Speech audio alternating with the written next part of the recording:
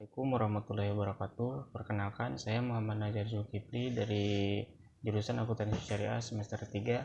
Di sini saya akan mempresentasikan mengenai ekonomi Islam pada periode Rasulullah Shallallahu Alaihi Wasallam. Yang pertama, periode sebelum kenabian, yaitu sebelum tahun 610 Masehi. Mekah merupakan tempat kelahiran Rasulullah SAW. Jauh sebelum kelahiran Rasulullah SAW, Mekah adalah tempat yang sepi karena gersang dan tandus. Tidak ada satupun tanaman yang tumbuh di sana. Hal ini dikisahkan di dalam Al-Quran yang mengisahkan tentang Nabi Ibrahim SAW ketika ingin meninggalkan anaknya yang masih bayi dan istrinya. Namun demikian, Allah Subhanahu wa Ta'ala menganugerahkan air mata Zam-Zam kepada mereka berdua ketika Nabi Ismail alaihissalam sudah mulai beranjak dewasa. Allah Subhanahu wa Ta'ala pun memerintahkan Nabi Ibrahim untuk membangun Ka'bah di Mekah. Setelah Mekah dan Ka'bah memiliki sumber mata air dan ada Ka'bah di sana, mulailah banyak dikunjungi orang-orang dan sebagainya mulai bermukim sehingga Mekah yang awalnya tidak berpenghuni menjadi semakin ramai. Nah, di Mekah tersebut ada beberapa suku yang tinggal di sana, yaitu salah satunya suku Quraisy yang merupakan keturunan dari jalur Nabi Ismail alaihissalam. Suku Quraisy adalah kabilah yang berprofesi sebagai pedagang. Sejarah ini tampaknya sangat penting untuk diketahui sampai Allah menurunkan sebuah surah khusus yang diberi nama Surah Al-Kautsar. Dalam surah tersebut dijelaskan bahwa suku Quraisy terbiasa melakukan perjalanan pada musim dingin dan musim panas. Di musim dingin mereka pergi ke Yaman di selatan untuk menghindari suhu dingin, sedangkan di musim panas mereka pergi ke Syam di utara. Di antara suku Quraisy yang mahir sangat menonjol dalam perniagaan adalah Daulah Umayyah. Nah, Utsman bin Affan radhiyallahu anhu juga merupakan pengusaha sukses yang dilahirkan dari Daulah Umayyah tersebut. Selain Daulah Umayyah, suku yang juga terkenal unggul dalam perdagangan adalah Bani Taimi, yang merupakan asal suku Abu Bakar As-Siddiq. Selanjutnya, profesi Nabi Muhammad SAW sebelum menjadi Nabi. Kebanyakan profesi suku Quraisy itu sebagai pedagang, sehingga hal tersebut mempengaruhi kehidupan Nabi Muhammad SAW. Sejak kecil, beliau diajak oleh pamannya berdagang ke Syam yang sangat jauh dari Mekah. Yang jarak dari Mekah ke Syam itu dapat menghabiskan waktu sekitar 48 hari dengan menggunakan alat yang seadanya pada waktu itu. Dan Nabi Muhammad juga sebelum menjadi Rasul dan Nabi itu pernah berprofesi sebagai pengembala kambing dan juga pernah berprofesi sebagai pedagang yang menjualkan dagangan dari Siti Khadijah. Lalu adapun di antara pasar-pasar yang pernah dikunjungi oleh Nabi Muhammad SAW ketika berprofesi menjadi wirausahawan, yaitu di sekitar Jazirah Arabia. Yang pertama, Dumatul Jandal, yang kedua Musakor, yang ketiga Suhar, yang keempat Daba, yang kelima Sihir atau Maharah, yang keenam Aden. Nah, dari perjalanan Nabi Muhammad tersebut hingga dewasa beliau masih aktif dalam perniagaan.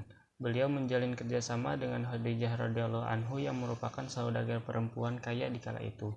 Akad kerjasama antara Nabi Muhammad dengan Khadijah saat itu adalah akad mudharabah. Akad ini adalah kontrak kerjasama antar dua pihak, di mana salah satu pihak berperan sebagai pemodal dan pihak lainnya menjadi pengelola. Keuntungan yang didapat oleh mudharib akan dibagi sesuai nisbah yang disepakati kedua belah pihak di awal kontrak. Selanjutnya, Nabi Muhammad SAW diangkat sebagai utusan Allah Subhanahu wa Ta'ala. Pada tahun 610 Masehi, Allah Subhanahu wa Ta'ala mengangkat Muhammad bin Abdullah menjadi seorang nabi sekaligus rasul pada usianya yang telah mencapai 40 tahun. Selanjutnya periode Rasulullah SAW yaitu dari tahun 610 Masehi sampai 632 Masehi. Periode dakwah Rasulullah SAW dibagi menjadi dua tahap, yaitu periode Mekah dan periode Madinah.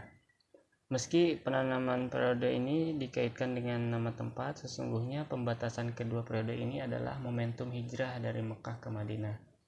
Periode Mekah adalah periode sebelum hijrah, sedangkan periode Madinah adalah periode sebelum hijrah. Nah, pada periode Mekah, Nabi Muhammad SAW berdakwah selama 13 tahun, sedangkan pada periode Madinah beliau berdakwah hanya sekitar 10 tahun. Menariknya, periode Mekah yang lebih lama itu beliau terfokus pada aspek pembangunan akidah. Adapun di periode Madinah yang lebih singkat, beliau banyak membahas banyak hal mulai dari syariat, muamalah, akhlak, dan lain sebagainya. Hal ini menunjukkan bahwa aspek akidah atau tauhid adalah fondasi agama Islam yang harus dibangun dengan sangat kokoh sebelum membangun bangunan di atasnya. Nah, oleh karena itu, pada periode Mekah, Nabi Muhammad tidak fokus pada perekonomian, sedangkan beliau fokus terhadap pembangunan akidah.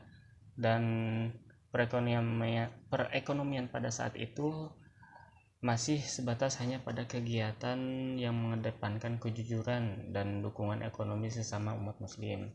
Nah, perekonomian pada masa Rasulullah SAW maju itu pada saat beliau hijrah ke Madinah, dan beliau diperintahkan oleh Allah Subhanahu wa Ta'ala menjadi kepala negara Madinah, dan beliau membawa perubahan drastis dalam kehidupan masyarakat Madinah. Lalu adapun sebagian langkah-langkah yang dilakukan Rasulullah SAW dalam perekonomian pada saat itu, yaitu pertama, beliau membangun masjid. Nah, di masjid inilah Rasulullah SAW menjalankan roda pemerintahan dan mengatur kehidupan masyarakat Madinah. Yang kedua, yaitu memberdayakan kaum muhajirin. Rasulullah SAW memberdayakan kaum muhajirin dengan cara memperbaiki tingkat kehidupan sosial dan ekonomi mereka. Nah, yaitu caranya dengan mempersaudarakan antara kaum muhajirin dan kaum ansor. Dengan demikian, peningkatan kesejahteraan kaum muhajirin lebih cepat diraih karena persaudaraan tersebut. Bahkan beberapa orang muhajirin yang sangat terampil dalam berdagang menjadi pesat perekonomiannya. Di antara mereka adalah Utsman bin Affan dan Abdurrahman bin Auf. Selanjutnya, langkah yang ketiga yaitu membuat konstitusi negara. Rasulullah SAW menyusun konstitusi negara yang menyatakan tentang kedaulatan Madinah sebagai sebuah negara. Dalam konstitusi negara Madinah ini, pemerintah menegaskan tentang hak, kewajiban, dan tanggung jawab setiap warga negara, baik yang muslim maupun yang non-muslim, serta sistem pertahanan dan keamanan negara. Selanjutnya, langkah yang keempat yaitu meletakkan dasar-dasar sistem keuangan negara lebih spesifik. Mungkin sekian penjelasan materi dari saya. Mohon maaf bila ada banyak kesalahan. Terima kasih telah menyaksikan. Wabillahi taufiq wal hidayah. Wassalamualaikum warahmatullahi wabarakatuh.